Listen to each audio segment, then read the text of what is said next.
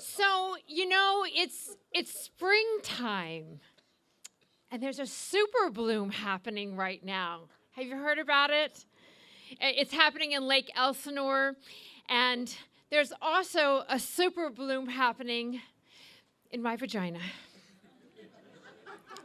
And that was very unexpected, because when my long-term marriage ended and I told people that I wasn't interested in dating, some of my friends reacted like I had broken the social compact.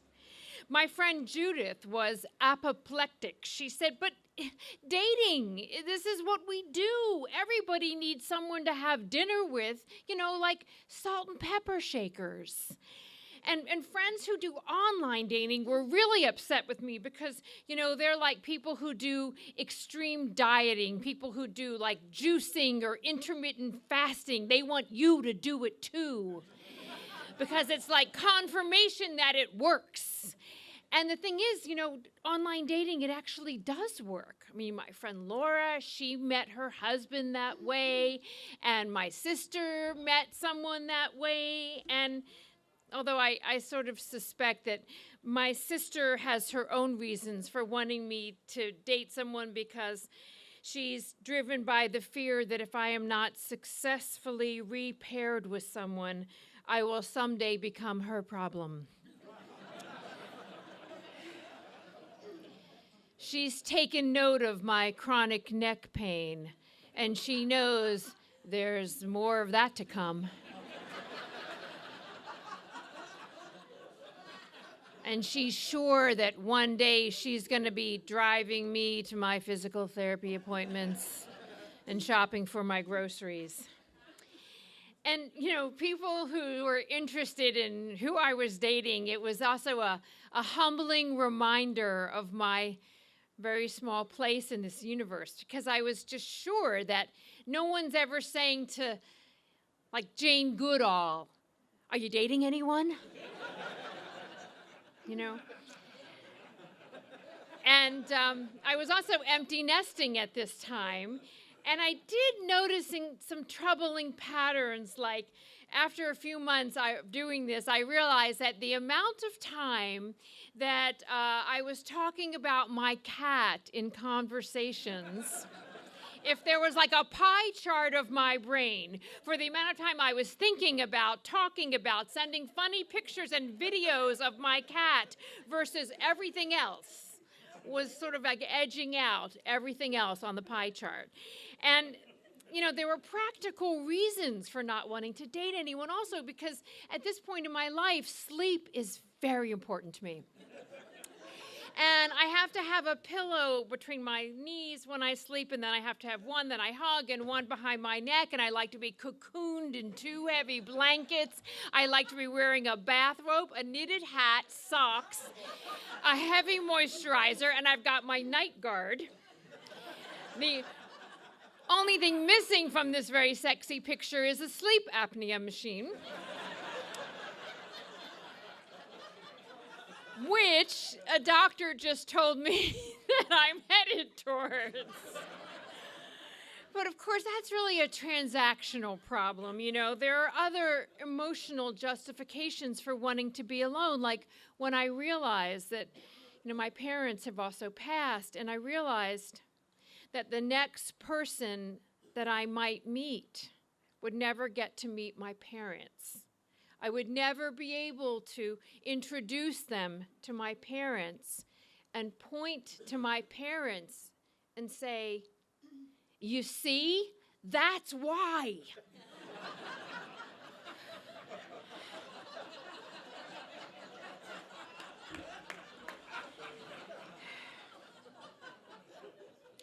But then something changed my mind about wanting to be alone. I got on a plane, and I travel a lot, and I knew when I got on the plane that I was going to see my guy. My guy, the robot dancing, baby strapped to chest, Virgin America safety video guy. The guy in the dancing safety video, that was my guy. But you see, Virgin America was sold to Alaska Airlines, and they retired the video. and my sadness at not seeing robot dancing, baby strapped to chest, Virgin America safety video guy, well, that kind of shook me to my core. And I thought maybe I should be open to something new. So after a year of being alone, I tell friends that I'm open to dating, and then everybody has advice for me. And my sister, who's heard about how I like to sleep in the bathrobe, insists that I've got to have something cute under my robe, and she signs me up for something called Lingerie Box. This is a service that delivers undergarments to your door, and now lacy panties are showing up on my doorstep every week, and then everyone in my office starts recommending lubes for me, and that has the effect of me picturing everyone in my office applying these lubes to themselves. And I meet someone that I'm interested in, and so I go to see my friend Deborah, and I explain how long it's been. And I said, Deborah, I'm really nervous about having sex with someone because, first of all, I'm really worried that my sex face is becoming too much like my I just sprained my ankle face. So she says, okay, try it out on me. So I give an approximation, what I can remember of, sort of like a, And she says, look, it looks just fine, but guys don't really look at that anyway, so don't worry about that. But what you've got to do, and now she's like my sex trainer, you have got to get yourself into shape. I want you to go right now to the pleasure chest down the street. You've got to get a new vibrator, and you got to work on it twice a day. This is your new job. And she's a very forceful person, so I do. I drive straight over to the pleasure chest, and I pick something out by color. It's purple. It's a dildo. And, things have gotten so high-tech now. I'm very excited about going home and trying this new purple dildo, and I realize it has no batteries. It has a USB cord, so I've got to charge it in my car. And the thing is, the cord is not very long. And so I can't place it under the passenger seat. It's just sitting there on the passenger seat, and I'm just praying, please, God, don't let the police stop me on my way home because, it was going to be really embarrassing. And not only that, they could think I'm armed because really, is there anything more dangerous than a penis? So I go home, and I go to try it out, but the thing is, what I really haven't counted on is the thing that I haven't asked anyone advice for because it's such a taboo subject. Now, there are commercials on television, there are ads in magazines, there are ads in the subway for Viagra, for Cialis, but the subject of sex being painful for a woman at this age, nobody talks about it.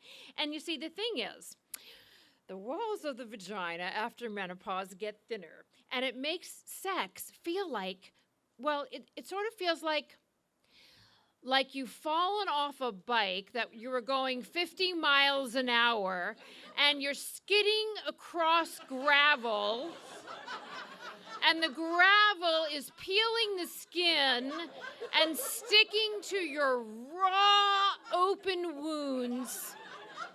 And then you've been set on fire. Like that. So I start researching the subject, and I read something about vaginal rejuvenation. And it sounds kind of like a facelift down there. But it turns out to be something that's supposed to plump the collagen in your vagina, which means it's exactly like having a facelift down there. And I try to think, what's more embarrassing? That the pharmaceutical companies have named this procedure the Mona Lisa touch. Or the fact that I am actually considering having the Mona Lisa touch. So I start asking friends, and it turns out that a number of people I know have actually had this done.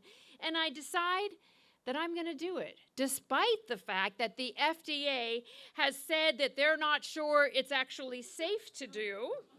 and that my insurance doesn't cover it, even though gynecologists are also recommending it to help urinary continence, which is the very reason why Viagra and Cialis are covered by insurance. Now, when I go to get the Mona Lisa touch, I show up at the address, and it turns out to be in a part of the fertility clinic that I have also visited in the past when I was on the other side of the equation. One part of the office is the fertility clinic, and in that part, there are big, bright windows. There are orchids. It's flooded with light. There are couches because everyone has come there with someone, their couples, their whole families. They're having picnics. The other side of the clinic, where they do the Mona Lisa procedure, there is recessed lighting. There are photographs of sand dunes.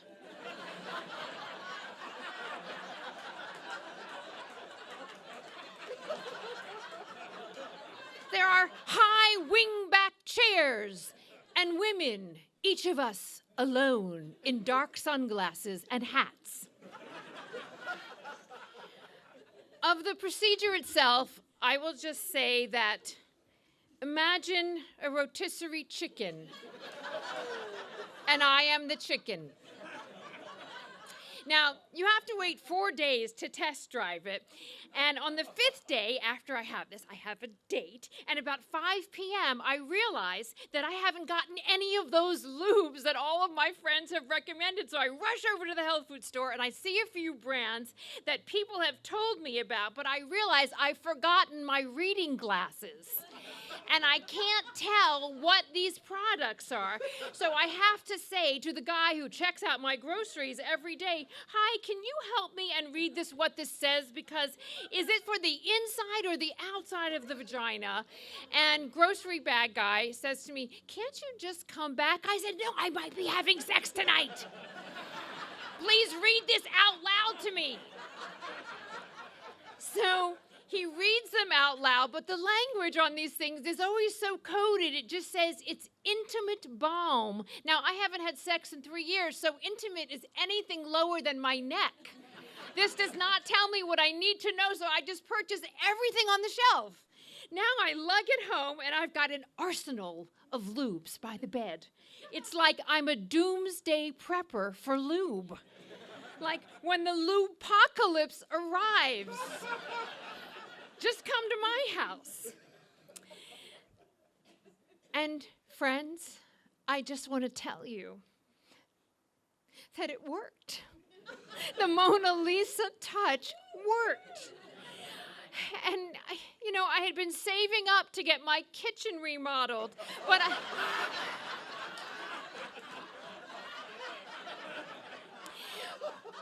had my vagina reupholstered instead. Thank you.